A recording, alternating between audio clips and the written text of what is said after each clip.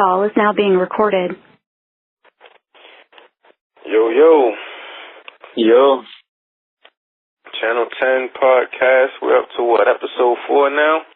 Yeah, episode 4.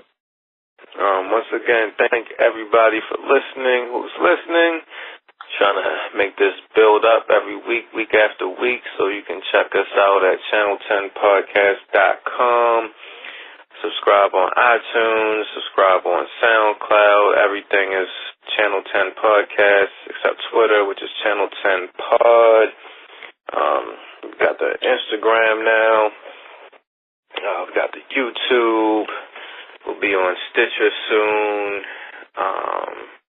Pretty much wherever you at. If we're not there yet, we're going to be there. So make sure you check us out. And don't forget to hit us up with any questions or anything else at channel10podcast@gmail.com. That's right. You know, if we get some listeners popping off, we can answer some questions, enlighten you on life, and whatever else you got popping off. You know, we're here to help you, help the audience. Yeah, right. So, what did you want to get into first? I guess we can go right into the Tulsa and what happened. Yeah, man, this is crazy. And what's interesting is, and of course we're going to explain a little bit about what happened, but the other day, when everything happened in South Carolina with that officer, I was like, oh man, we got to talk about that on the podcast. And then just today, I just saw about this other shooting in Tulsa, and it just made my stomach turn. Like, yeah, like week after week. Like this guy, he was basically, I guess he was involved in, from what I can tell so far, he was doing some crime. They said that he was like selling weapons to an undercover cop.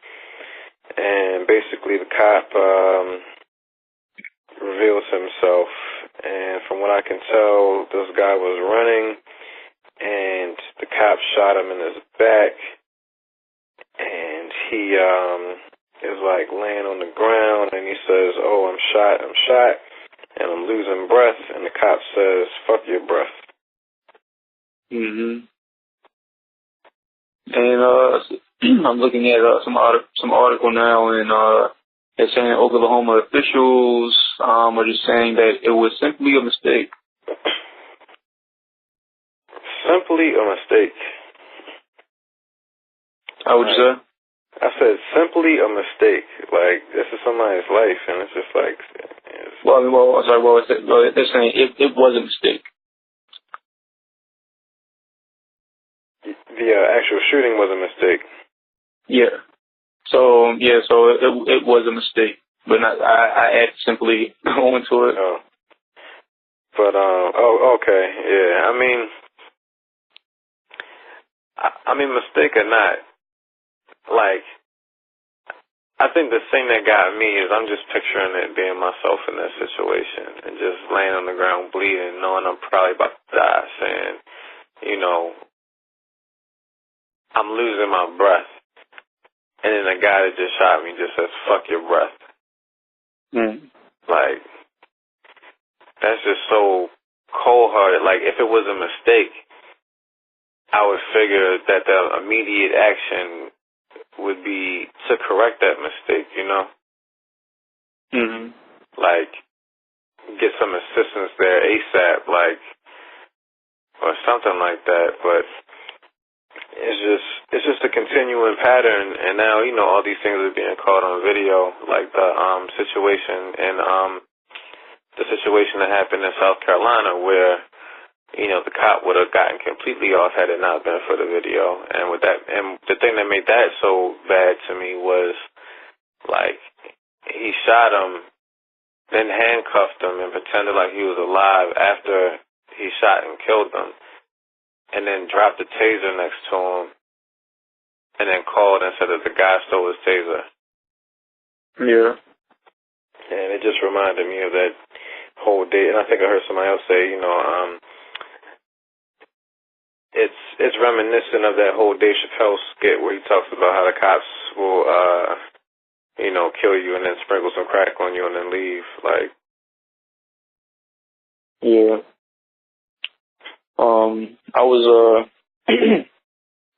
talking to my mother earlier, and this was before you sent me the Tulsa thing, but we were kind of talking about South Carolina and what happened there.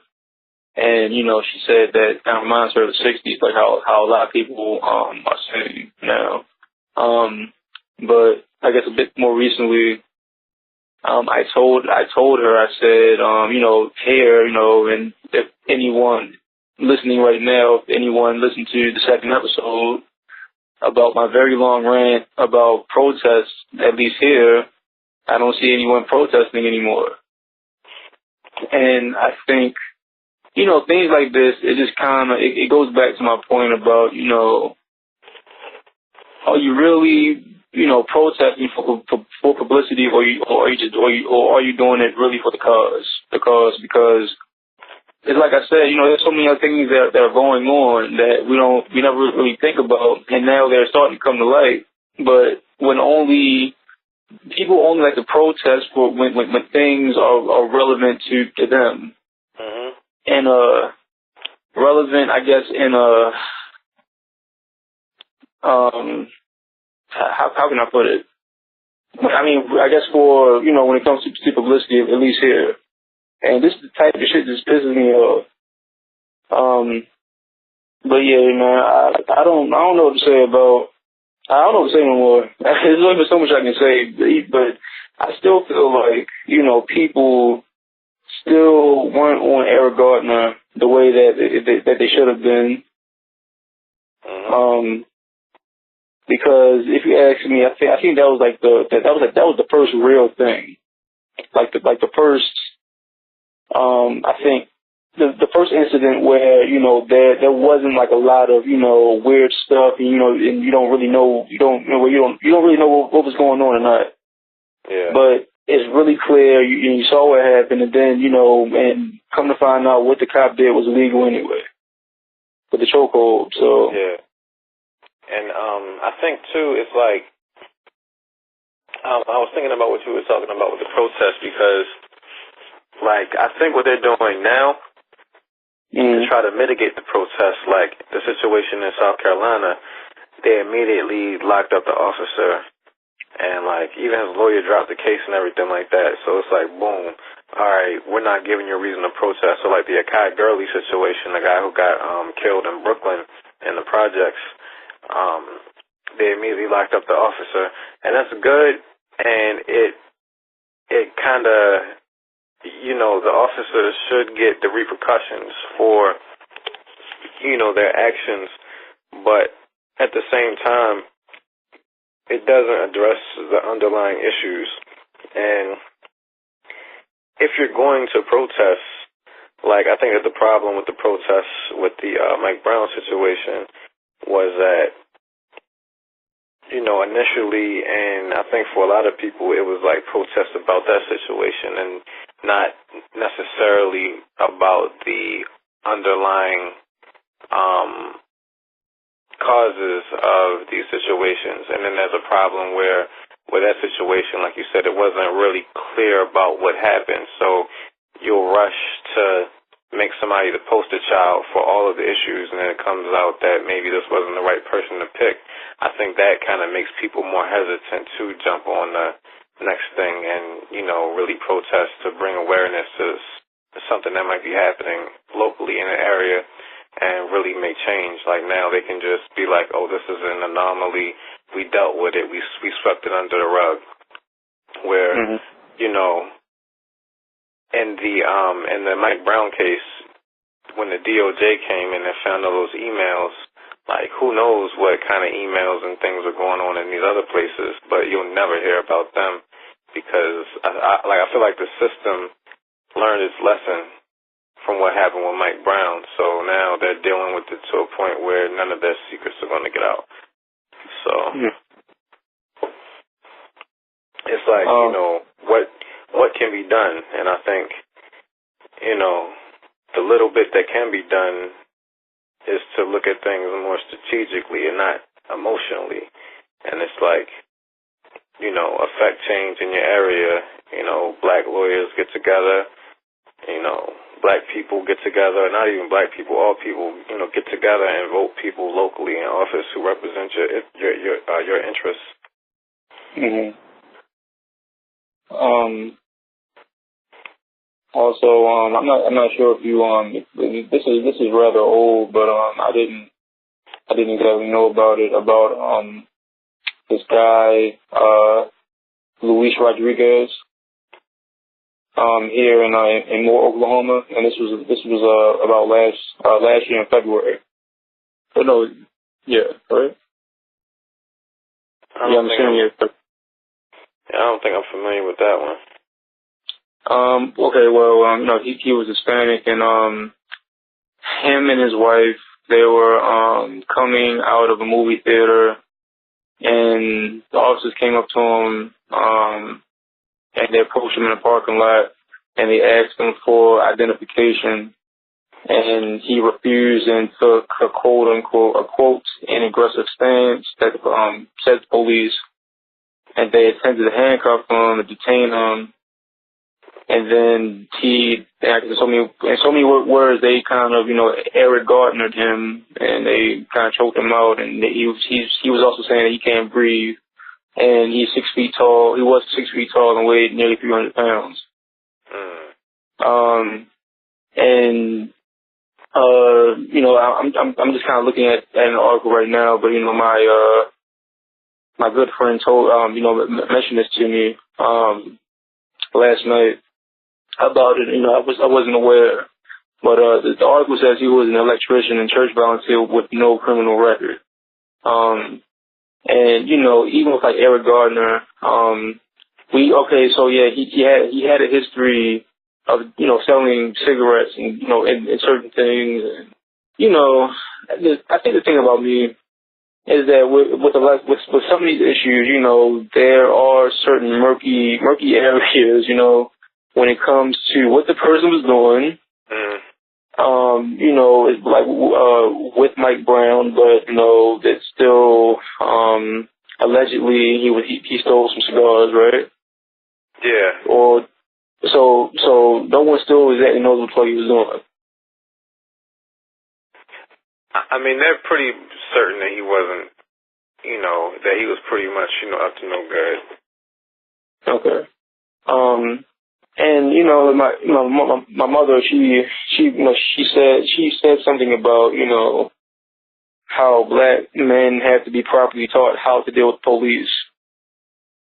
And the thing is, it's a very bad thing to say, but it is a reality, And I'm not really talking about Luis Rodriguez when I say this, but it's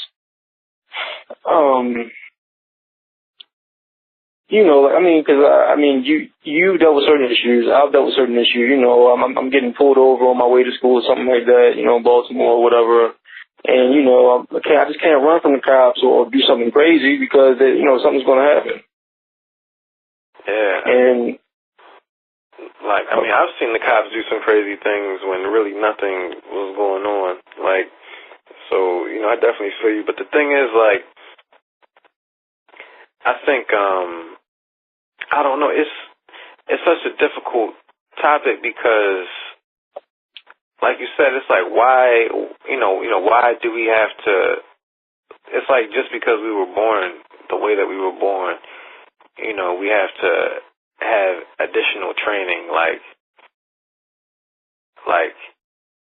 it's almost like you come home from school or whatever and you get like your regular education and then you come home to your parents and then you get your black education. These are the things that you had to do to survive. And it's like when people talk about, white privilege and, a lot of people come out and they be like, there's no such thing as white privilege, and they have a lot of examples, and they do have, valid examples, but they don't really get to the small nuances of the things that we're talking about right here, like the things that they've never had to consider or really think about. and it's a privilege that they don't have that burden on them, you know? Yeah. Like that anxiety of, you know, even if, you know, as, you know, a lot of super conservatives would say that, you know, the fears aren't real, or, you know, they're just perceived, or, you know, the way that you think are exacerbated by that black education that you get to automatically think that cops are bad.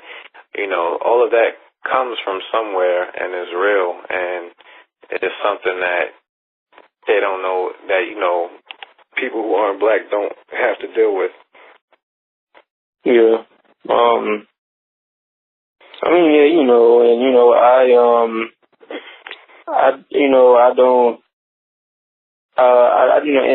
don't exactly think that, you know, every cop I come across is, you know, bad, but if I see you from afar, I'm just going to assume, and I may get nervous whenever you come near, closer to me. Yeah. And, you know, it's, I don't know, I'm so lost, I'm lost for words. I mean, I don't know what to really say. I mean, you know, me and you, we've been talking about race shit for how many years now? People have been too, and it's once more, it's just coming to the forefront. You know, certain people that, you know, that we've dealt with, whatever like that, who always say, oh, you just on that black shit, always think, you know, something's going on when nothing's going on, and, you know, they tend to be these complacent people, pretty much probably the same motherfuckers who protested like 2-3 weeks ago. And, then just think just write you off and just think you're fucking silly and you don't make any sense. And now all this shit, everything is coming up now, and I don't know what to say anymore. Yeah, I do think there's some, you know, validity to the point that instead of focusing on it being a black issue, you know, bring it more into the everybody perspective of the cops are just out of control in general, you know. Like, if you just take race completely out of it, at the end of the day, what they're doing, I'm not going to say what they're doing, like, you know, it's all of them doing it, but I think that the attitudes and the practices and the policies that many police forces across the country adopt, you know, they just aren't conducive to good relations between law enforcement and people. And at the end of the day, you know, law enforcement, they don't, you know, once they put that uniform on, they don't consider themselves us anymore. And, you know, I think that's definitely a problem. And I think that, you know, I guess, you know, one of the good things that came out of the Mike Brown protests is that it illustrated just how crazy it can get, you know, when they start bringing in military type style armament against, you know, civilians. Mm-hmm. But yeah, I mean, all this stuff, it will have you at a loss for words. Like, it's like, you know, what do you do? I mean, yeah, you know, it's, and, you know, maybe it's also a bad thing, I guess, and in a sense, you know, that I'm just so used to it that certain things, you know, I mean, I'm sure the same thing with you. It just doesn't surprise me, you know. I can walk out, you know, coming somewhere, you know, from studying around 1:30 in the morning. I have, you know, all these books on me, and, you know, I see cops, you know, slowing down to see who I was. If, you know, but if I'm from afar and if I'm not on that main street, if I see, you know, a white person or whatever like that doing the same thing, they don't slow down for that white person. They keep on going. Yeah. Yeah, so, I think, yeah, it's crazy. And then, when it comes to, like, being used to it. You know, I think that we're used to it on a personal level, and I think that we're used to it just on a hearing these stories all the time level. And remember the other day I was telling you about that Uncle Murder interview on Hot 97, right? Mm-hmm.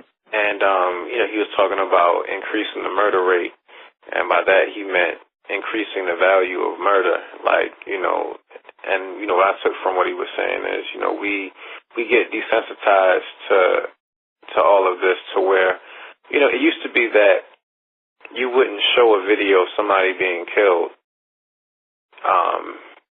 That, you know, it's like a snuff video.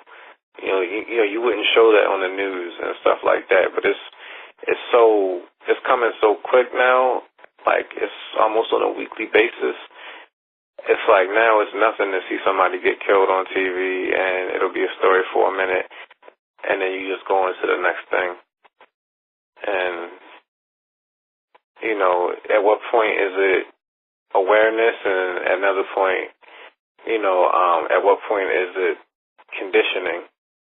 And sometimes I feel like, you know, they kind of do this on purpose to kind of condition. It's like a conspiracy theory, a little conspiracy theory of mine, but I feel like they keep showing this to us so that we can be conditioned and just constantly live our lives in a state of fear. You know, so kind of like how, you know, they would make an example of a slave. Yeah, exactly. And also, yeah, all so we get are examples. Yeah. That's, you know, that's most definitely true, but, you know, it's, you know, I think, you know, back to what the second episode, and, you know, talking, and, you know, just talking about the people who were protesting here, and you know how, you know, you can protest in a quiet manner. I mean, you know, just how you carry yourself, what you know, just being out in society, that can be a form of protest. You know, I guess like the same thing, you know, how dreadlocks, you know, were considered a form of protest, but they aren't now. Yeah. And, you know, so there are other things you can do. So if more people were, I guess, more, I don't know, more aware of their history or what really goes on, you know, then maybe there could be maybe a faster change when it comes to this type of activity. Because, you know, right now my main thing with racism is that, in which I do still think it's a very big element, is the fact that, you know, for it to go away, a lot of the older generation has to go away. Yeah. And which, you know, I still hold that to be true, but, you know, go back to the kid who got shot, the little boy who got shot, what was it, Illinois, or, you know, he got shot on the swing in the park. Yeah, that was in Ohio, Tamir Rice. Yeah, and wasn't the guy like 22 or something like that, 21? Yeah, I believe he was really young, and in addition, he had I think he actually got kicked out of another police force for being too aggressive or something like that. Okay. But yeah. Sometimes, you know, like, hearing all this shit that comes out every other week about someone getting shot and killed, you know, I don't know what that really says about my theory on, you know, racism being kind of, you know, gone, although it'll always be around. And you know, also, you know, talking to my girlfriend last night when she was talking about the Luis Rodriguez thing and on the incident rather, and you know, I was saying, you know, I've heard, you know, you've heard of so many people who've been gunned down in, like, you know, Baltimore, and they didn't do anything, literally nothing. And you know, it's you know, sometimes I go back and I think about people like that, and now how these people with these, you know, these weird, you know, all these murky, weird ass details about them and all this other type of stuff, how they get this type of attention, when you had these other people who didn't do anything, who were victims of the same exact type of, you know, brutality, and how no one cares about it. No one cares about it. No one even thought to care about it. And, you know, I did say something about, you know, just being used to it. I guess, you know, showing how desensitized I am to it now. And, you know, she just said, you know, I guess, you know, what you're kind of saying too, that, you know, although that may be true, that it doesn't really make it right. So yeah. Yeah, it doesn't make it right. And I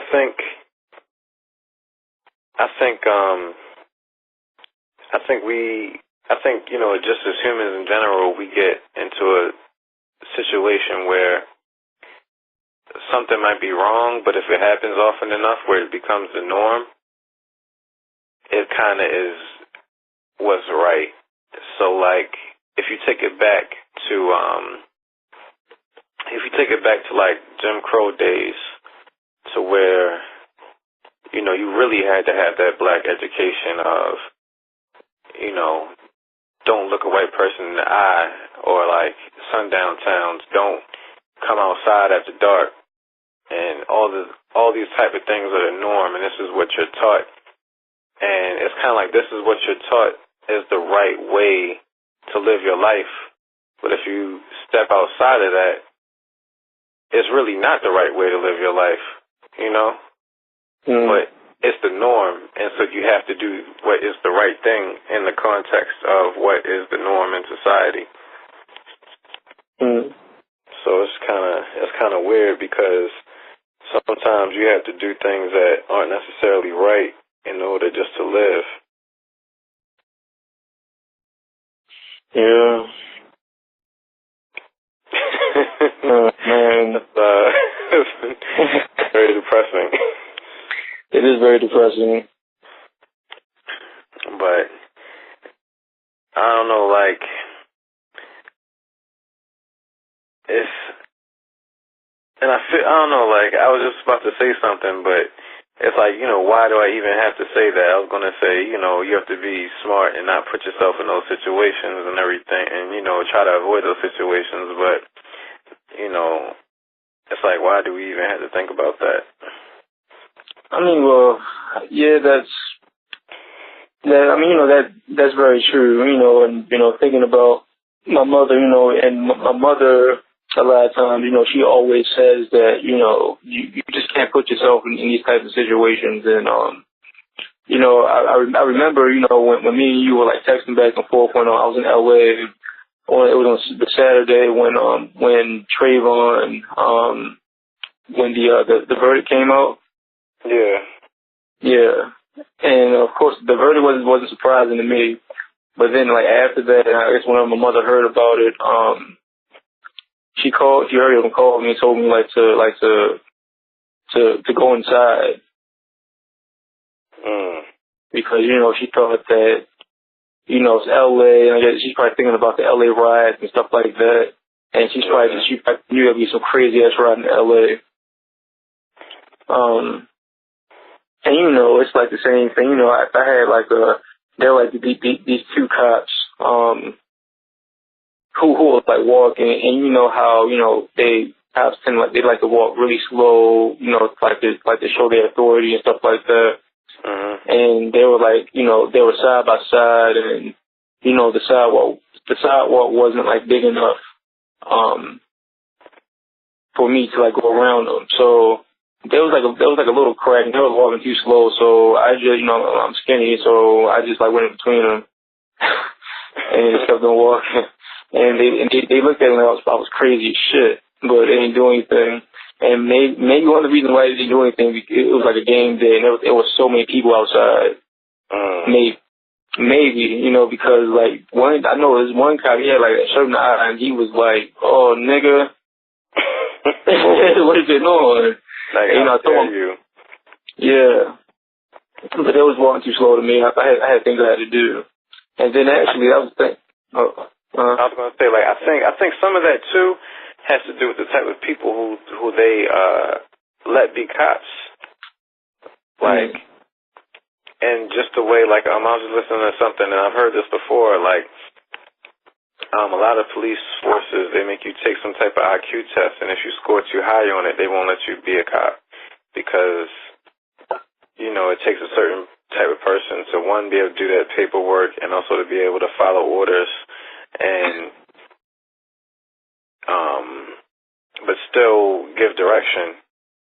So you got to get, like, this person who's in kind of like a middle management type of mind frame to where, you know, they can trip off the little bit of power that they get, but then they still have to follow these strict regimented orders, which they, you know, a lot of times break anyway, but it's basically a bunch of people who, you know, I guess, like a stereotypical type of jock, you know? Yeah. Doesn't do too much thinking and just, you know, likes to be in control and power and bully people and bust heads and stuff like that. And so, you know, any type of disrespect to their authority, walking between them and stuff like that, they're going to take as offensive, and they're going to try to find some reason to get you because of that. And like, that goes to that, yeah, have you seen that video of the guy who crossed up the cops in basketball? No. Oh, did we talk about that the other day? There was this guy, he was home from college or whatever, and he was playing basketball with like some kids, and you know, he's like a good, like some type of star player at whatever school he went to, and so these cops, they see him playing and they start saying, you're not that good or whatever. So he's like, all right, come play me. So apparently this guy like basically embarrassed the cops and crossed them up and made them fall down and stuff. And then I don't know if it was that same day or if it was like another day, they came back and arrested him. What? And people are saying that it's because he embarrassed him. I didn't watch the video, but like I read like the description of it, and somebody said that you could hear somebody in the back like, you know, you just arrested him because he crossed you up or something like that. Oh wow! And it was like, you know, that whole thing is really ridiculous. Yeah. You know, going back to what you said about the type of people that they hire to be a police officer, and it reminded me about what you were telling me like a long time ago about like bus drivers and how you got to take a certain type of test so they can see that you'll be able to do like the same route every day. Yeah. And we'll go crazy. Not be bored. Yeah. Yeah, it's amazing. You know, it's amazing how they come up with these weird tests, like to try to figure these types of things out. Yeah, but like, I mean, it's interesting too because, like, for instance, I've been in situations at work where it comes down to hiring somebody, and it's like, you don't want to hire somebody who's too educated because they'll get bored too quick and they won't do the job. I mean, yeah, you know, but sometimes, you know, certain people I see, they have a master's degree. In my head, I'm like, how the fuck they even get it? Even a bachelor's degree. Sometimes. Yeah. There's so many people who walked across that stage during my graduation. So many people, and I'm telling you, maybe what, like 40 of us. I know at least like 15 of them, 20 of them, whatever like that. In my head, I just kept saying, "Nigga, how'd you graduate? Nigga, how'd you graduate? Bitch, how'd you graduate?"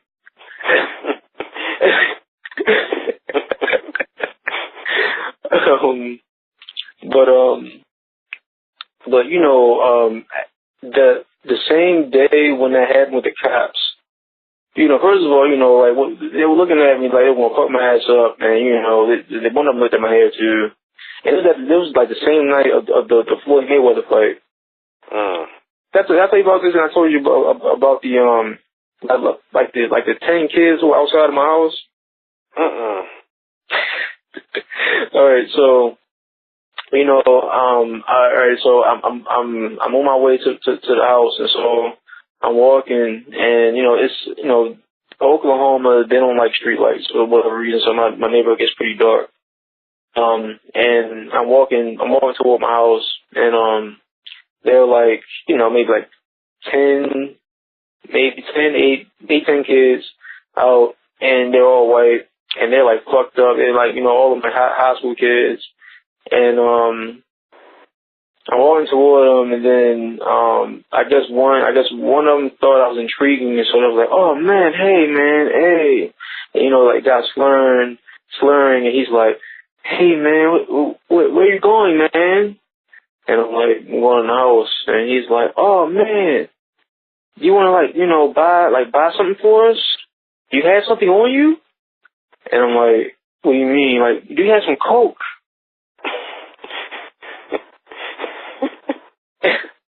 You didn't tell me about this. Oh, I did tell you about this? Yeah. Yeah, and then, you know, after that, someone was like, I said, no, ain't no fucking coke. And I'm like, this is the problem with y'all now. I said, every time y'all see a black person, probably just think he has drugs on and shit, and they start laughing.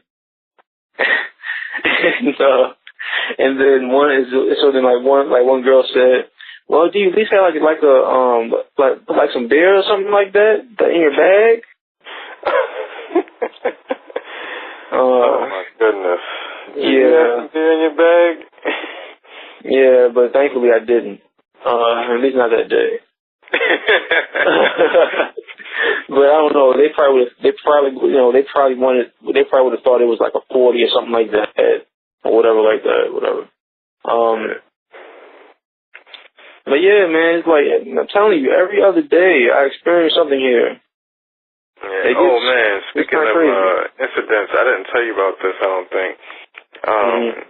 The other day I'm at work and I come in, and the lady next to me, she you know, she's kind of new, and she was like, oh, you know, I'm glad you're here. I have all these questions.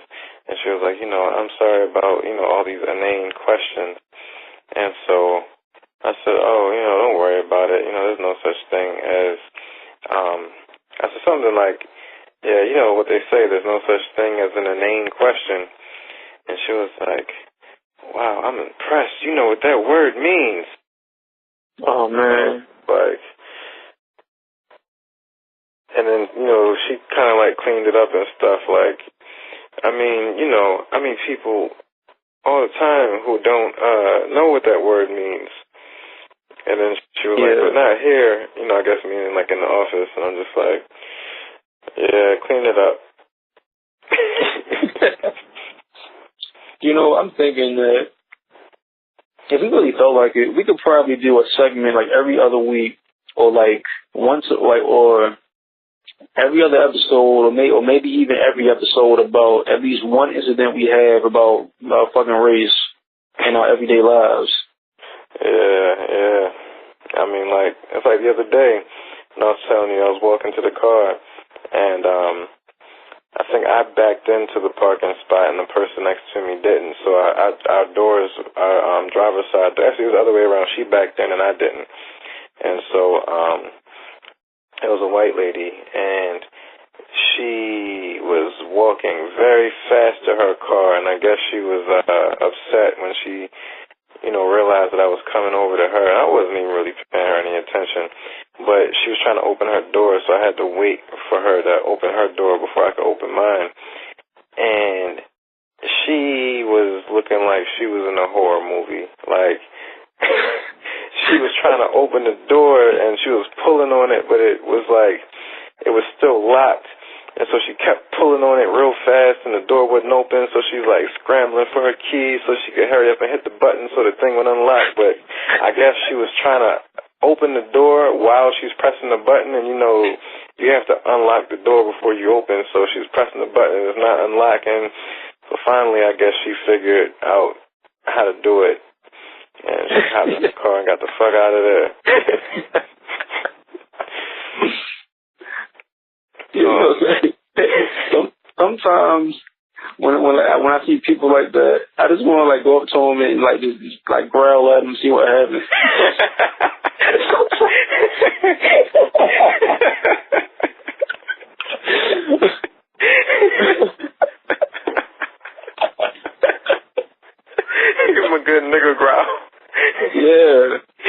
Oh man. Remember back in the day when people were like they would just say "yeah, trick, yeah, at you," this shit. Yeah. Or like do some shit like that. Yeah. Oh man, wait. Matter of fact, alright, so on that song, like the original song, or the album version, the way it starts. Let me talk about like some white lady, some white lady looking at him or something like that. Oh man, that's so long ago. I don't even remember, but I wouldn't be surprised. Yeah, I think it's out of that. It's some songs someone has. It's kind of like around the same thing. It's like, man, I was in the mall one day and I had on my bag or something, and it's like people looking at me. I just have to go, y'all trick, y'all, some shit like that. It might be it. It definitely might be it. Soulja Boy, tell him. Oh man. Now I'm going to be fighting the urge to just do that in life. All right, so this is the thing. So when you shave your beard down, though, do you get less of those incidents, or does it stay the same? I think it stays the same. Okay. But when I do shave my beard, which I haven't done in a good minute, I don't really I pretty much shave it down to even it out if certain things seem like they're getting longer than other ones, but it's never down. But I don't know. It seems like I don't get as much from my beard as you do, for your hair. I mean, because maybe I guess that people aren't as scared of Muslims as they used to be. Maybe. I don't know. Because sometimes I will say at least with my hair, and it has gotten it's gotten quite bigger now.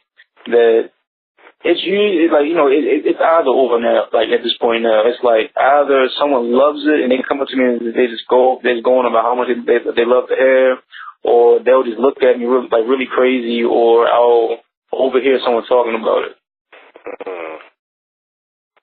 One thing I think though is when I go out to a bar, or and usually when I go out, it's usually to a place that's predominantly white.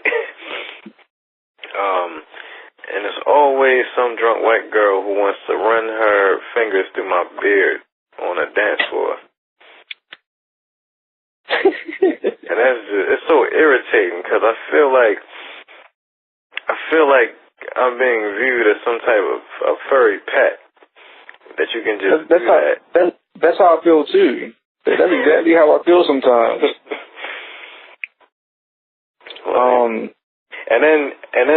But see, if you respond negatively, then you become the angry black man. That's very true. So it's whatever you do, it's going to be some type of stereotype. Yeah. I'm thinking that maybe we can turn this into a segment. Yeah.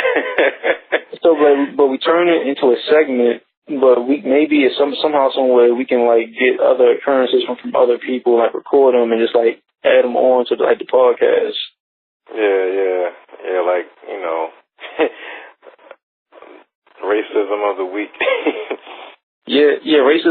racism of the week. And then we do have subscribers and people who are listening on SoundCloud or whatever like that.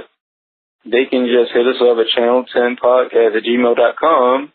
Yeah. And just put, I don't know, the subject, racism or something like that, and just tell us about the story. We'll read it on the episode, and then we'll just respond to it. Yeah. So send us your racism picks of the week. And you know what's interesting? I think, I don't get as much of it being here because this is more of a mixed type of area. Mhm. Because, like, how you were saying, you go days without seeing another black person. Yeah. Like, man, you really out there, you know, on the frontier of African expansion. Hell yeah. Now, it'll be interesting, like, as time goes on, like, do any of your white colleagues ask you about, like, your grooming and stuff like that? Like, hell yeah. Okay, do you tell them about, like, the shea butter and everything? Black soap. Yo, see, alright, so this is fun. This is kind of funny. So, in my house, like the bathroom in my house is like really small. But you know how, like, you know, if you're like by the toilet, you'll have like maybe like 3 shelves, so maybe you can put like, you know, towels and like toilet paper or something like that up. Yeah. Right there, I have like a Ziploc. I have 2 big Ziploc bags, one full of shea butter, the other is full of raw black soap.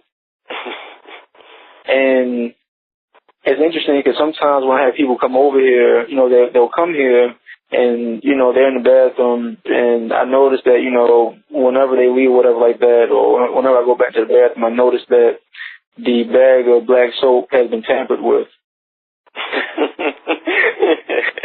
And you know how raw black soap is, so maybe they probably just think that I just took a shit in a bag or something and it's what the oh man, but yeah, so yeah, sometimes I get like a lot of questions on my hair because people think I spend a lot of time on it, which I kind of do. And so yeah, so some of my white female colleagues, they'll come up to me and ask me about, you know, what I do with it. You know, I go into the whole thing about the conditioning, and then they ask me what I put on my skin. And then I told you about the whole thing about you know, I smell like pine trees, and then I had to tell them about frankincense, and then the whole thing about frankincense soap. And you know, I told you that they were just amazed. They said, "Wow, they have frankincense soap."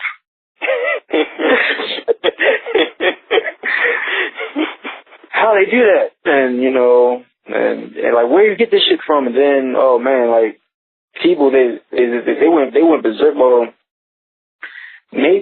some people went berserk, but when I came in the seminar one day with the Twista, and the thing is though, like, some people said that like just how, like, the way I am, they weren't surprised if I just like picked up a stick on the side of the road and just started chewing it. And I don't know how to take that. You know, these white people telling me as a black person, you know, they wouldn't be surprised to pick up a fucking stick and start chewing it. What does that mean? You know what?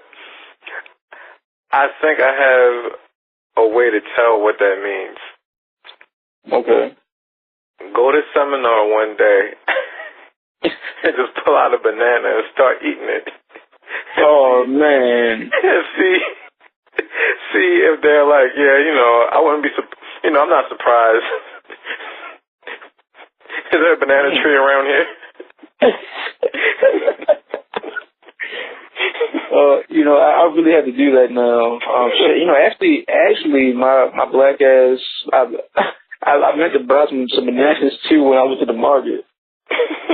Oh man, yeah, I gotta do that. And if you really want to take it to another level, get a plantain.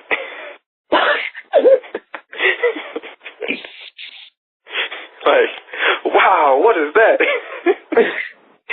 It's a big banana. You know, actually, I've never seen a white person eat a plantain. I don't think I have either. That's rather interesting. But I mean, Yeah. I've never seen a white person. It's usually Hispanic people or Caribbean people, and then you have a couple black people. I mean, yeah, but then even like when you see like the black, well, the Caribbean people, either they're it's always like cooked it with something else. Yeah, I mean they're hard to just eat straight regular. They're real sweet. Like usually what I do is I bake them like potatoes, and I split them open. Yeah, you just wrap them up in some aluminum foil, bake them like 20 minutes in the convection oven. You got yourself a nice little snack. Do you ever like bake onions in the oven? Nah, grill them? I mean, they're pretty tasty. Actually, like I wonder like one day to start like trying to eat raw onions since it is like they clean you out. But I just can't see myself doing. I mean, I guess I could, but I guess the way I'm thinking that I peel an onion and I just eat it like a fucking apple. But I don't think I can do that. Oh man, I meant to send you this video the other day. It was trending on Twitter, vegan onions, and some YouTube star or whatever had a competition with his friend, and his friend is a vegan. So he was like, "Yeah, we're gonna have this competition to see who can eat the most raw onions." And I'm probably going to lose because he's a vegan, so he does stuff like this or whatever. So they're sitting there eating, just biting into this raw onion like an apple. And the vegan guy, he was pretty calm, but he was, you could tell he was feeling it. But the other guy, he just couldn't take it, and he ended up just throwing up on the table. Oh, wow. So, I don't know, but just the, I guess it's a random sidebar. I guess in one of my weird research moments, I was looking up different religions and veganism and, just diets in general. And there's a certain sect of some religion, maybe it's Hinduism or Jainism or something, where they don't eat onions and peppers and things like that, and it's for two reasons. And one is because, like, they only eat things that have, like, leaves or fruit or something like that because you're not killing the plant. So they don't even like to kill plants. So anything where you have to eat the root, they don't eat root plants. And then, like, whatever religion it was, I can't remember, they're big into, like, meditation and things like that. And apparently onions and peppers and stuff have something in them that I guess is kind of like an aphrodisiac or like gives you some type of energy or like something like that, and it's supposed to increase passion, and so they don't eat it for that reason too. So maybe eating a whole onion might help in the bed if the smell from your breath doesn't turn the girl off completely. Maybe. But it seems like every damn thing is an aphrodisiac. Like, I mean, I remember I was reading one article, like steak is supposed to be some type of weird aphrodisiac, I think, and like bananas, and it seems like everything under the sun is some type of aphrodisiac in a weird way. And the funny thing is, like, there's always these articles that are like for it, and then you have these other ones that debunk it. But then in the debunking, they're like, yeah, it might be true because of this and this and this, but then it probably is not. I think I'm thinking about mostly is chocolate, and like how they say chocolate's an aphrodisiac, but then it has to be like dark chocolate, like straight raw chocolate, not not this stuff that people eat. Yeah. But I don't know. I guess if anybody is eating raw onions and for aphrodisiac purposes, let us know how that goes. Hit us up at channel10podcast@gmail. Yeah.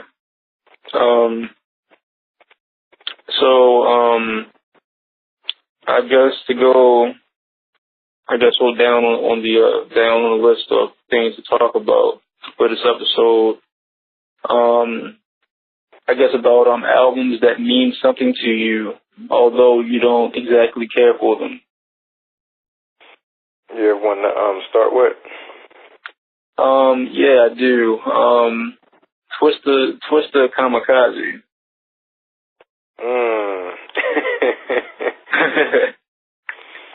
That was an interesting time. Yeah. I mean, and that one, and I mean, and College Dropout too, to a certain extent. But see, I really like both those albums. I mean, if I can recall properly, although, like, for the past 3 years, I've been telling myself, whenever I go through my hard drive, like, you need to listen to Kamikaze again. But also I'm thinking now that maybe unconsciously, I don't want to revisit certain memories, so I don't want to listen to it.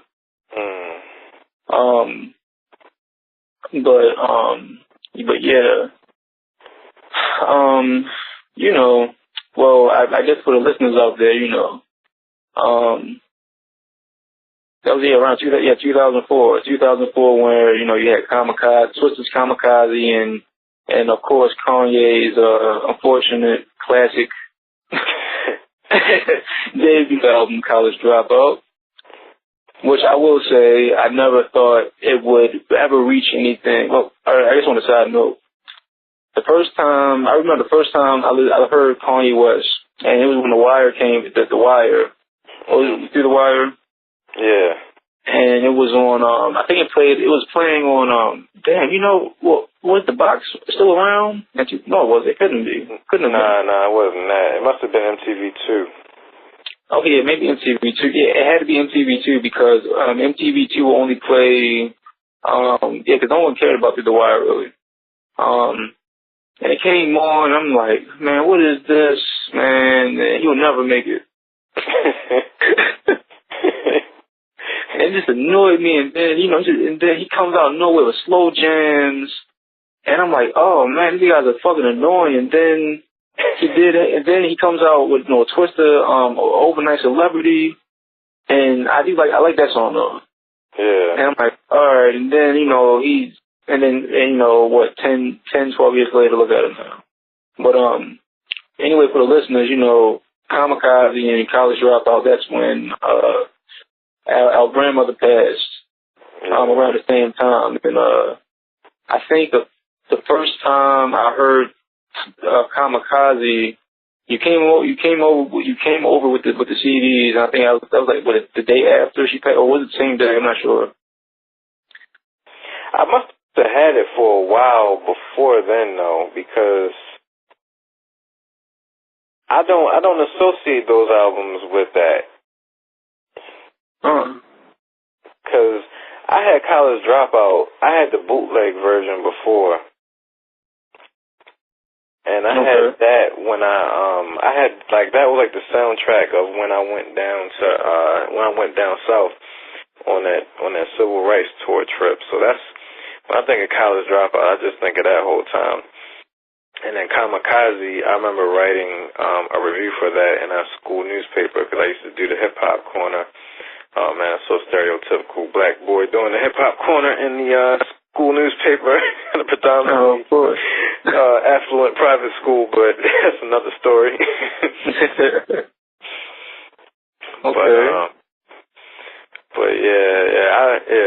I definitely feel what you're saying. That was just so much going on around that time. 2004, I remember, man. Yeah, those albums definitely were something.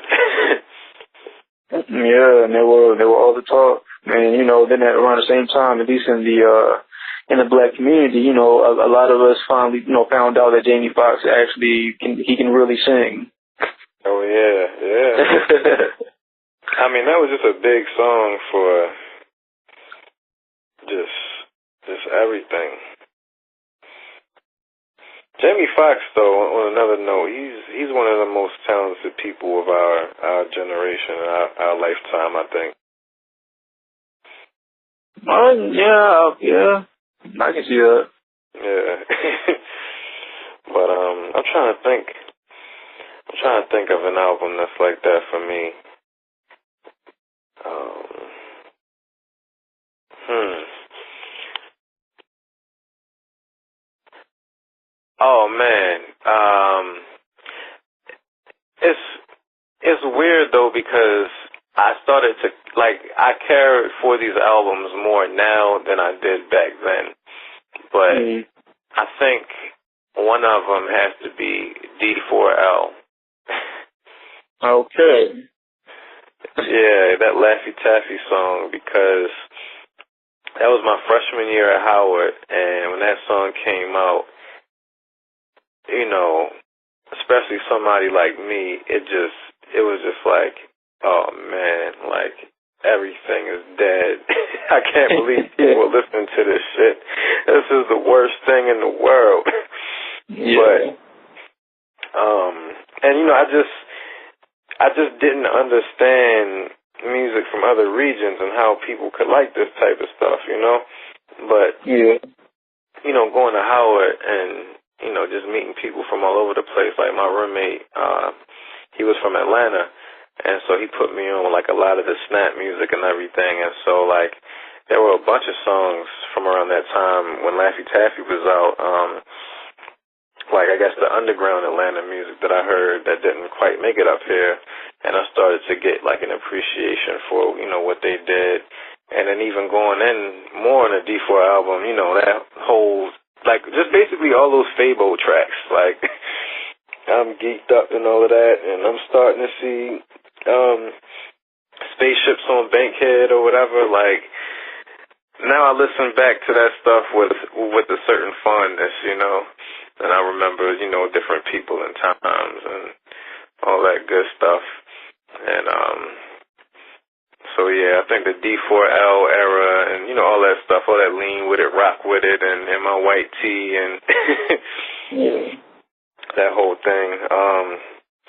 What's another one? I guess, you know, it kind of goes back to your thing about the awkward songs, but all that Dipset stuff, I did not like it at the time. Like, that was not what I was rocking with. I appreciate it a lot more now, but Jewel's first album, that first Dipset album, a lot of Camron stuff, I just wasn't banging with it. Yeah. But I guess now when I think back to those times and, you know, what they meant culturally and everything like that, and just placing it in the context of hip-hop and in my life, you know, all that stuff kind of means a lot. And now I wish I was kind of more into it back then when it mattered, because now if I talk to people about Camron and they say, man, what happened to him? And I'm like, well, he just dropped 6 EPs and then dropped a box set of them and got videos out and everything. People are like, what? Yeah. So, yeah, that's another one. I'm trying to think what else.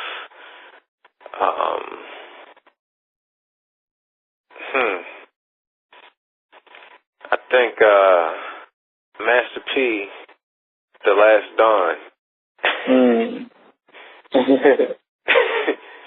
That was the first compact disc that I bought with my own money. And it was a double disc, and I had to get it because he had that hologram cover. And I spent my money on it. And back then, you know, a double disc album, that was like $20. Yeah, I remember that. And I played the mess out of that, and I tried so hard to like the whole thing and every song, but he had this one song with E40 that I just could not stand. And, you know, no disrespect to E40, but I still can't get with that dude. It's just not my thing. But,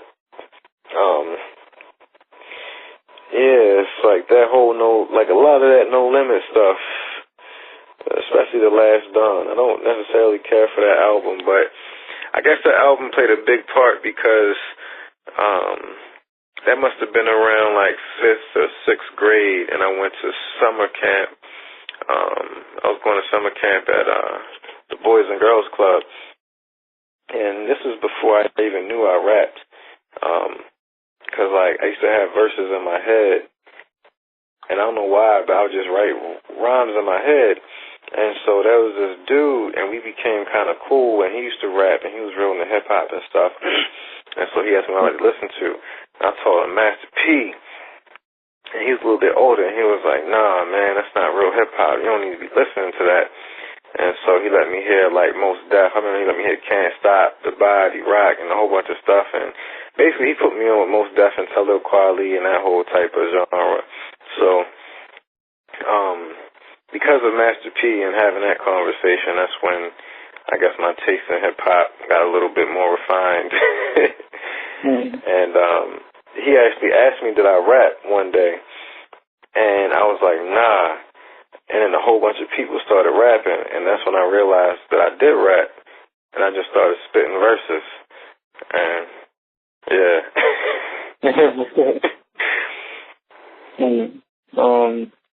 I mean, you know, I think I kind of had like a similar situation with my brother when it came to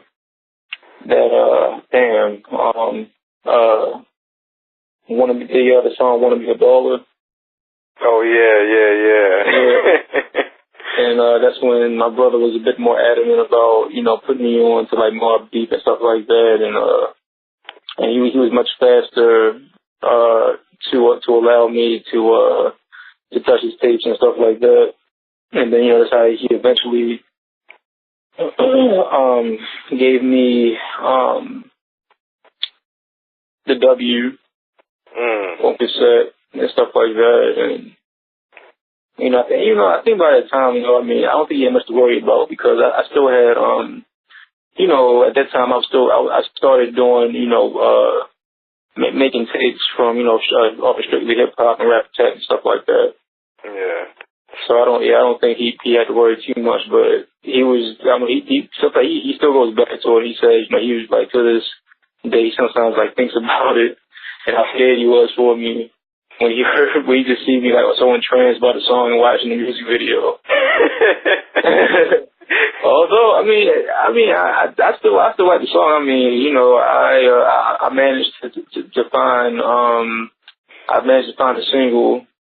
And actually, I think it was ripped off of vinyl, actually, too.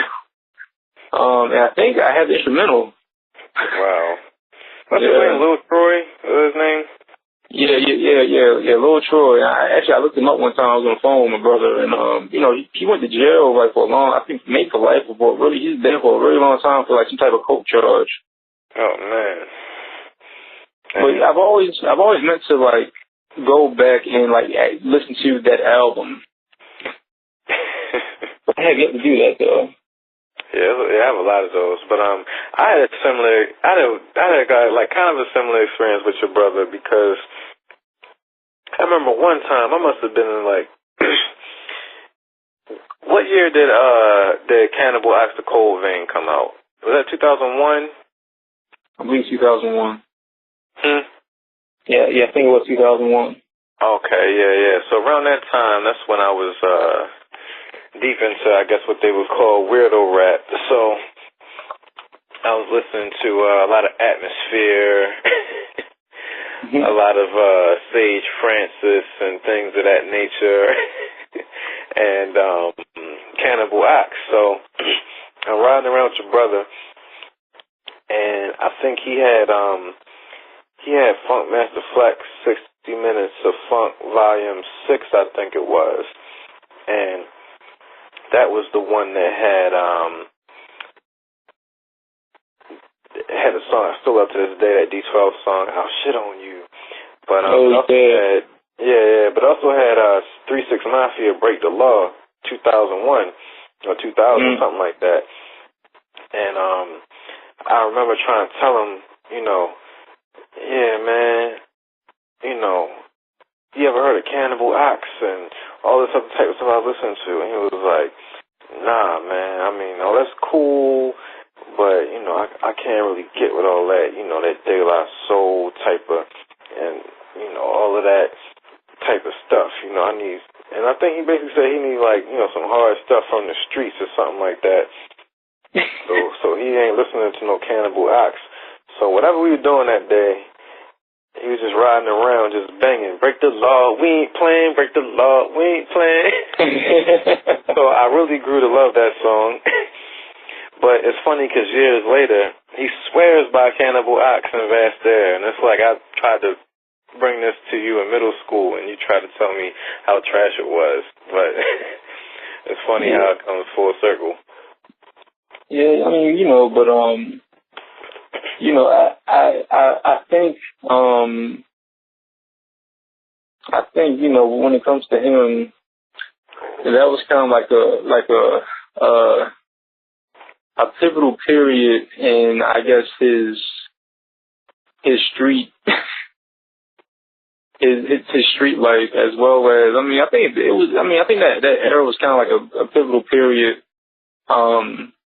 And, you know, a lot of, in various, you know, I guess, streets, gangsta albums that did come out. So, like, you know, you know, you had Cannibal Ox that came out in 2001. The year before that, you had, CNN's The Reunion come out. And also, I think you had, MOP, Warriors. Didn't that come out that year? Yeah, it did. Yeah, because I remember I had tape. And I played that tape till it broke. And when it broke, that was one of the saddest days of my life. And then also, you had, in 2002, you had Irv Gotti Presents The Ink.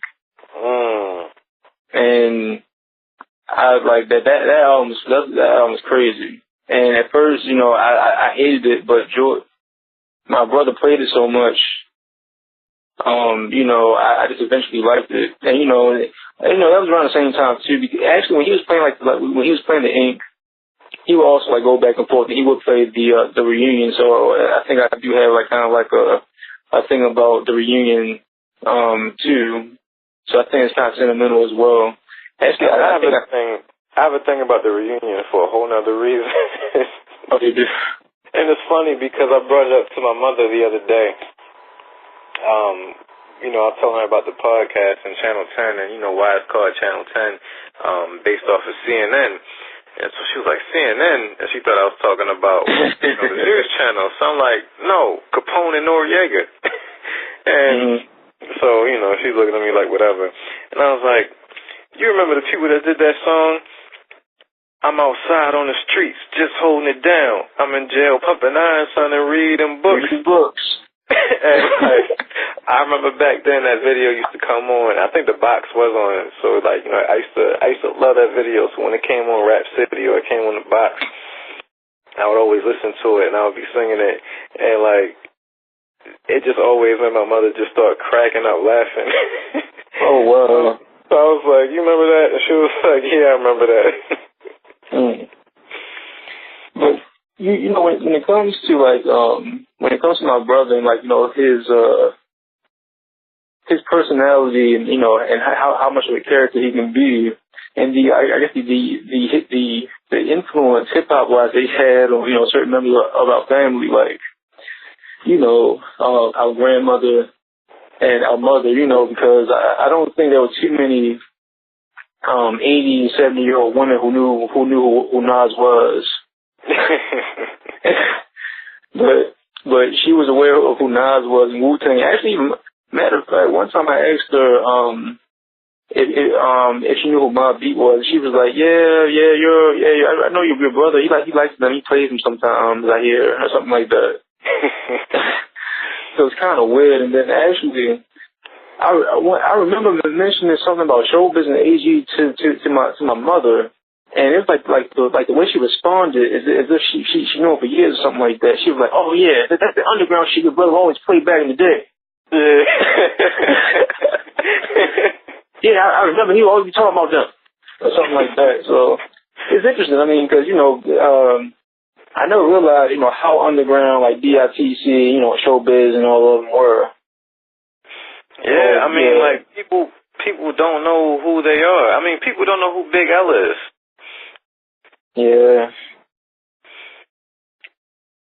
You know, very true. It's like, you know, I guess, you know, I'm lucky when I bring up Big Pun because he had that big song or whatever.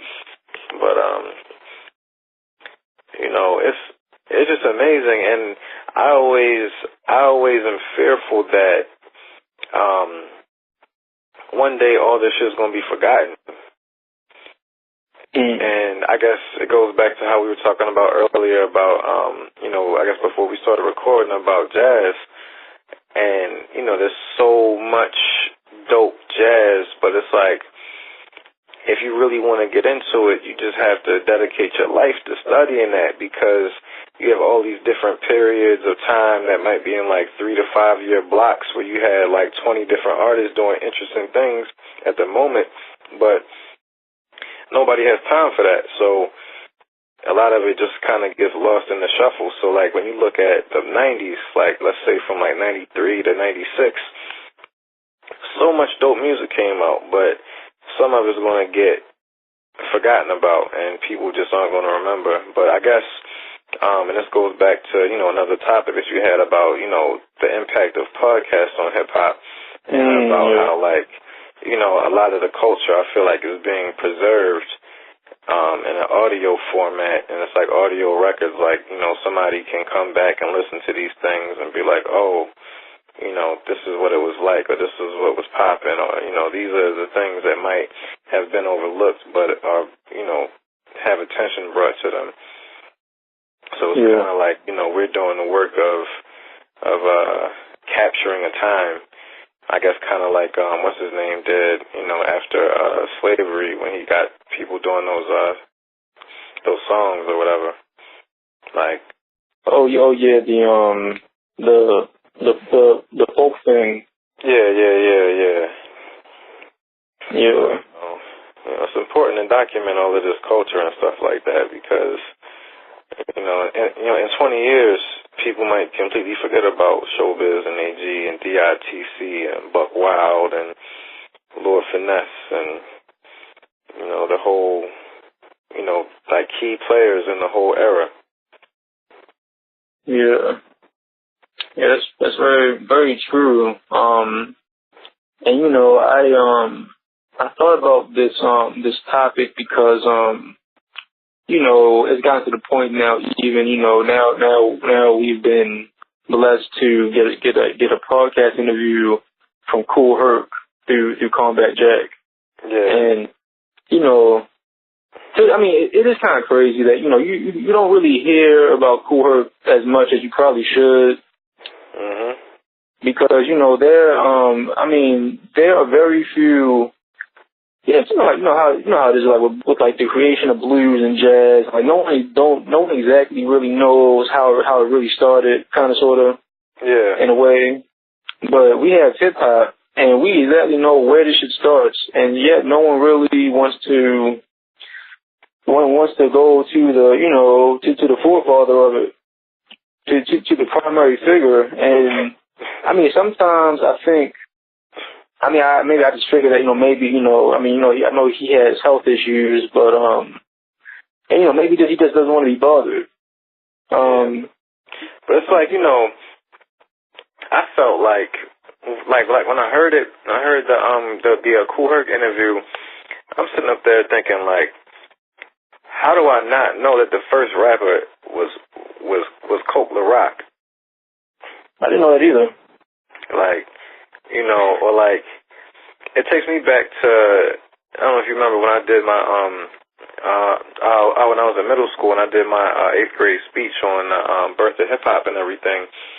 Mm-hmm. And, I had to scour. This is like, the internet wasn't really popping like that, but DavyD.com, Davy D, he had a pretty, I guess for the time, he had a pretty extensive, I've been meaning to go back and check out his website and see what he has on there, but he had a pretty extensive history for the time of hip hop, and that was like my biggest source for all the information. But just listening to this, there was so much that I missed, and so much of the era, I guess, hearing him talk, that I might not have quite understood exactly what was going down and how it happened. So, I was very thankful for that. And, these are the type of things that people need to know, because listening to that and, thinking about culture and especially, black people. And it's like, we always talk about how we were brought up here as slaves and we were stripped of our culture to where we don't have anything and don't know anything. And so we adopt the culture of, the dominant society that we're in.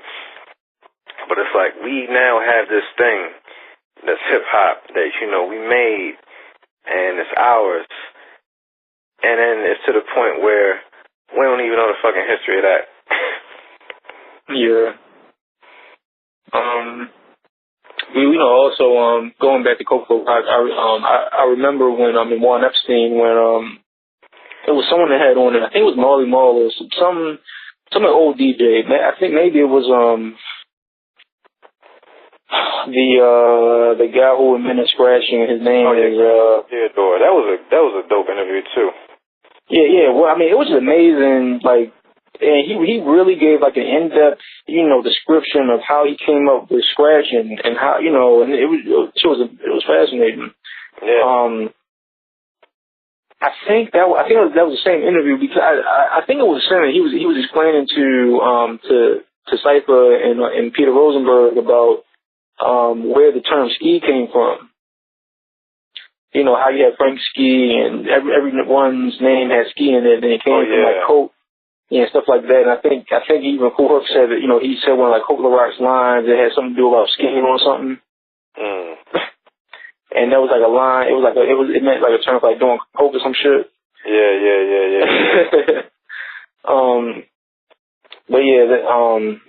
That was really dope. But going back to like thinking about the interview, and Combat Jack, he seemed kind of surprised. Well, why aren't you doing this? Like, why aren't you doing that? Why aren't you like really traveling around the world the way that you probably should be, or the way probably a lot of people will probably like want you to be?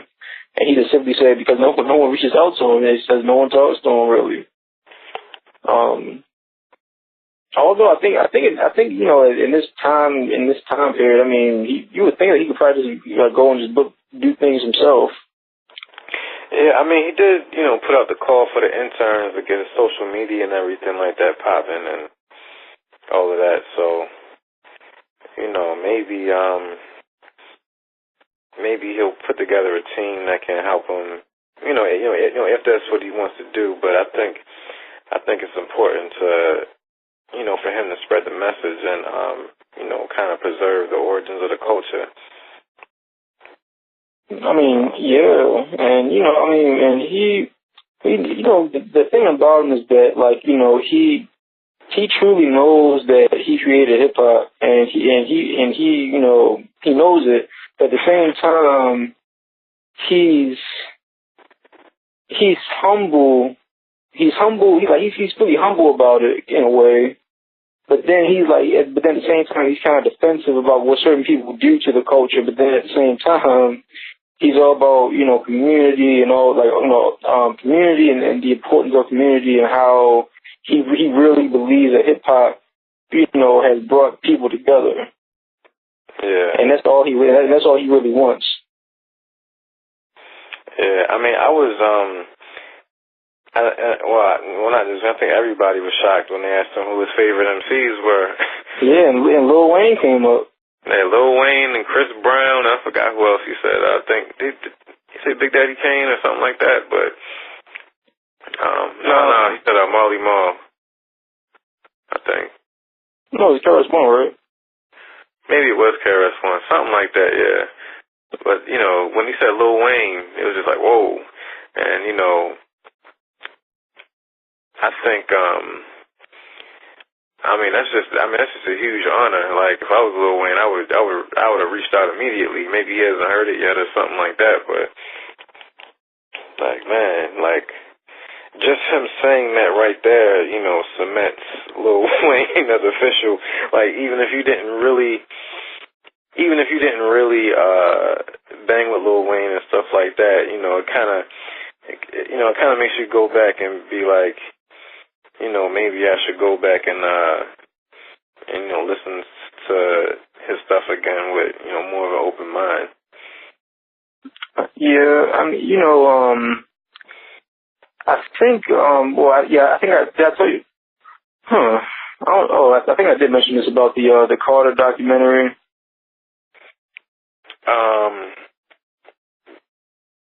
What about I think that was on the first episode. You know how I watched it, and you know, lately I've been kind of like on a hip hop documentary kick, and I watched it, and you know, just like going into like you know his process, and you know, I guess you know like how he lives and how he is. I gained a new respect for him. And the thing about him was that, you know, even before that, you know, by the time, you know, the Carter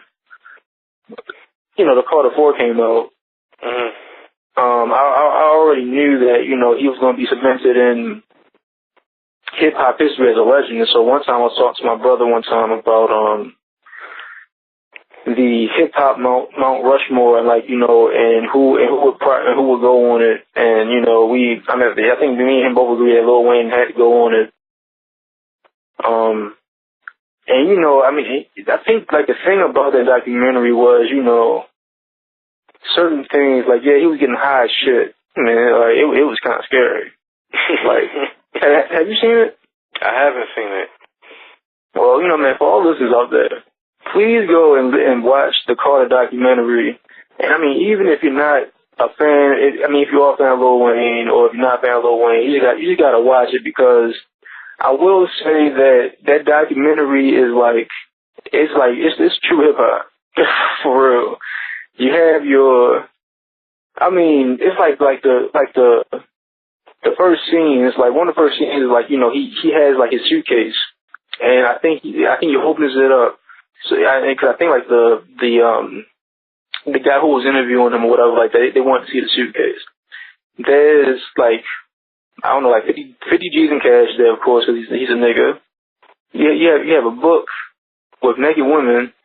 You have an unmarked thing. Oh yes, right. You have a bottle of vitamin water with syrup in it. And I think some other things in it too, I can't remember. And you know, he was like, you already know what this is. You know, he pulled out the syrup, and then he pulled out the cash, whatever, like that. And he said he pulled out like the book of the women, and he was like, he said, yeah, you know, I gotta have this with me because you know I don't have time to be fucking around with no bitches, something like that. You know, I gotta be doing my shit. And then you know it kind of and then like it went to like another scene when he was high as shit, like on the sofa, and they were watching TV, and randomly I don't know if it was set up or not, but it said that they like changing channels or whatever like that, and then Lil Wayne noticed that someone had a shirt on that said Lil Wayne is the greatest rapper ever, and like the way his face lit up when he saw it, and he just kept like just shaking his head about it. He's like, man, I just can't believe that shit, something like that. Wow. And then you know, and then it just went to like him actually recording, and it's him, like, you know, he has his Mac, and they even show him setting up his mic, and then you know he pulls the mic out of like you know like the you know like one of those protective containers that they all come in. Mm-hmm. I think it was like in MXL, I think. Oh wow. I said, yeah, and he said, yeah, this is the most important part right here. And he puts it up to the camera. I can't go nowhere without this or whatever. He was like, puts it up there and he's rapping, you know, at the pop photo and everything, but he's recording himself, and there's a whole bunch of niggas just looking at him record. And he's doing all the punches and everything on Pro Tools and shit. Wow. I gotta see this. I use an MXL, like, that's what I use. Yeah, I'm pretty sure it was an MXL. I could be wrong, but if not, I've come across someone, you know, just I guess a regular person who uses that mic. But yeah, man. But yeah, Lil Wayne, man. Yeah, he'll go down in, you know, the hip hop history. I mean, he can rap his ass off. I don't really like his songs though, but that's what I mean. I was impressed I think like one thing that really impressed me is his interview that he did with Nardwuar. Oh yeah. He wasn't like Nardwuar has a way sometimes of breaking certain people out of their character, and what he got out of Lil Wayne in that interview was Lil Wayne knows his shit. Like, he knows his history of his hip-hop in his area and just music in general. Like, his knowledge is deeper than, what a lot of people probably would expect, based off of his persona that he projects. Yeah. That really and also, and also, it goes back to the Juvenile interview on the Combat Jack show, and he spent quite a bit of time talking about Lil Wayne, and how they just all knew that he was going to be great. And I believe that he does say something about that he knew his shit, whatever that really means. But I'm guessing that's what it meant though. And it's interesting too, because you would think like Lil Wayne of all people would be kind of, leery of Nardwuar, like kind of how Nas was when he did the interview with Nardwuar, and Nas got like really annoyed by him. Yeah. But Lil Wayne was cool with it, and his fucking that robe and shit. I'm assuming nigga whatever he was doing, high as shit. Not giving a fuck. Yeah, that was a dope interview, and I've been meaning to, that's another, I guess going back to like the albums that you might not necessarily, care for, but mean something. And I'm not going to say I didn't necessarily care for it, but I would have to say the what was it, what are those mixtapes that he did? I don't know why the name is escaping me right now. The ones that he does with Drama. Like Dedication? Yeah, Dedication 2. And the one, the Drought mixtape, I want to say the Drought 3, where he had the double disc. Okay. And he rapped on the Show Me What You Got beat, and he rapped on like the Beyonce beat, and a couple other joints. But I just remember like back in like 07, 08, when like you might go to a house party and the whole party would just be a Lil Wayne mixtape. And, that kind of, I guess, when it comes to the impact that somebody has on the culture, a lot of times I feel like a house party is the best place to really get that. So, like, back in those days, sometimes I'd just go to a house party, and I used to just sit and just watch people and, the music that really moved them. And that's another thing that kind of contributed to me kind of opening my mind to different types of hip-hop. And I just remember being in a house party in Virginia, and it was just like, that's all it was just a Lil Wayne mixtape. That's all you needed. I was like, damn, like, I can't hate on this. Yeah, I mean, but by the time I got to what was college, it was, I think Gucci Mane took over. Yeah. I mean, but I think an album that I don't really care for, but I have a thing about is Jeezy's first album. Oh man, yeah. And I think it was just one of those. It just took the black community by storm. And that my brother was listening to it. Everyone was listening to it, and now like it's funny now being hello. Yeah, I'm listening.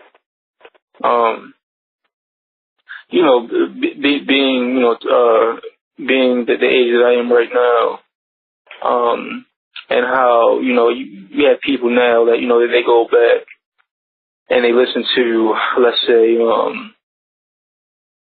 the Killer Cam, that joint, And they're like, oh man, that was the shit back in the day, or go back to Jeezy, man. You go back to Jeezy around people my age or our age, man, it's a rap because that's considered old school now.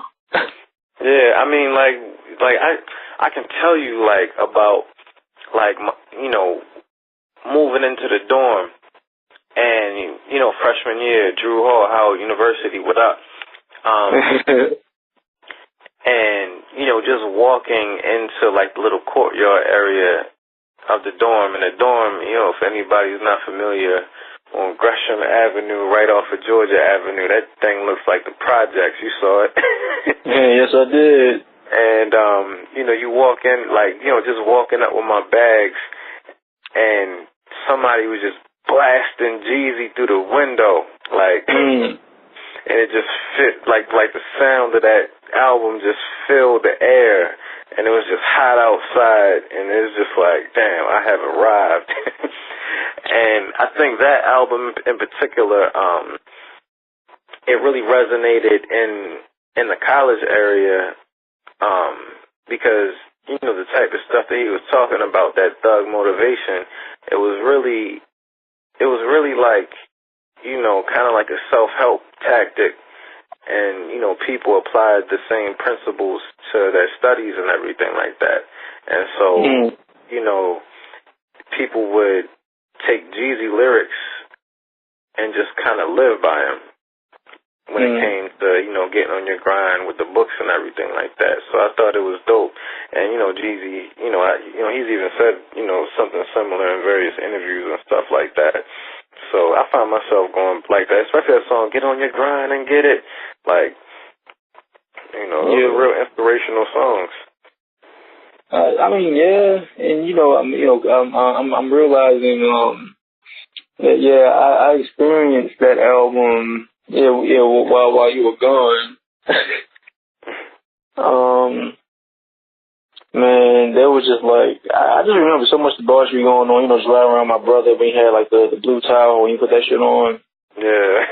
Man, like, I don't know why, I just remember like we were speeding down some long winding road somewhere, going to some weird area because he was trying to talk to somebody, go to some, I don't see some rapper, I don't know, something, whatever he was doing.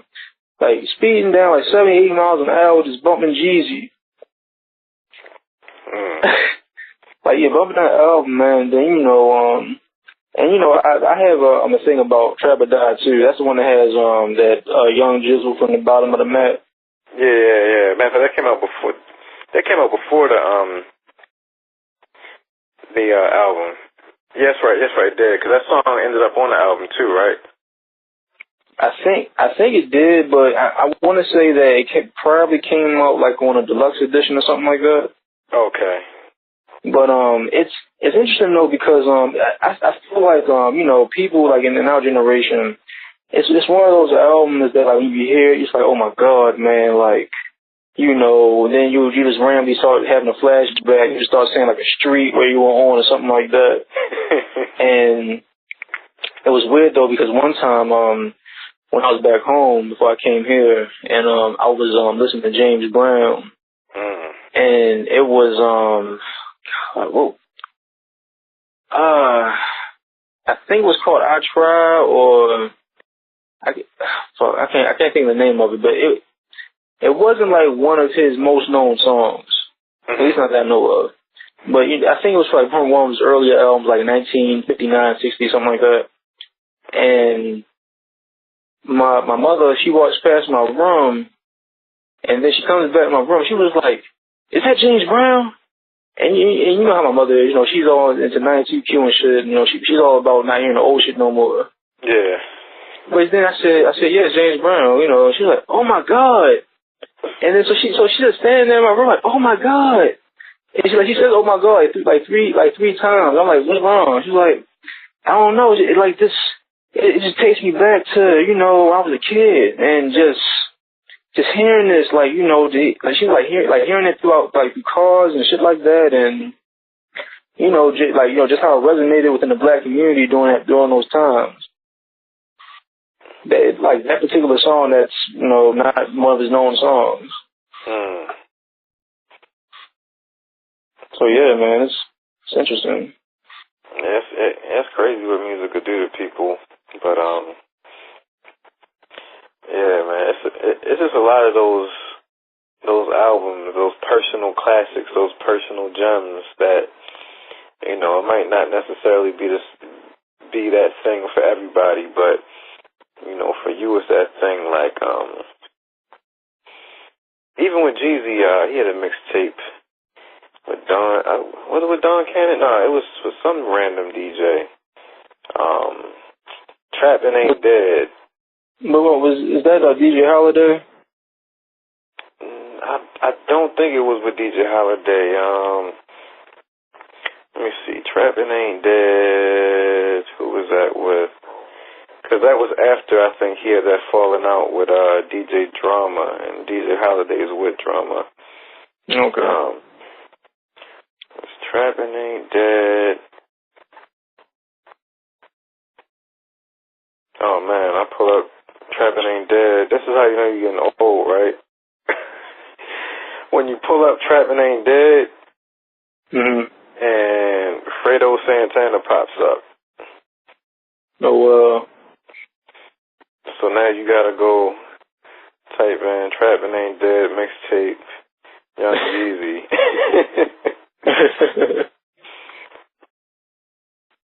And see what DJ put DJ Folk. That's who it was. Now, is he known for anything else, or? Yeah, I think he's big in the southern and Atlanta scenes, and he's probably with he's with CTE. I just Googled DJ Folk, and the first thing that comes up is DJ Folk, the mastermind behind Young Jeezy, CTE. Okay. So yeah, but let's take a quick break, real quick, and then get back into it. All right. Cool. All right. Let me click this real quick.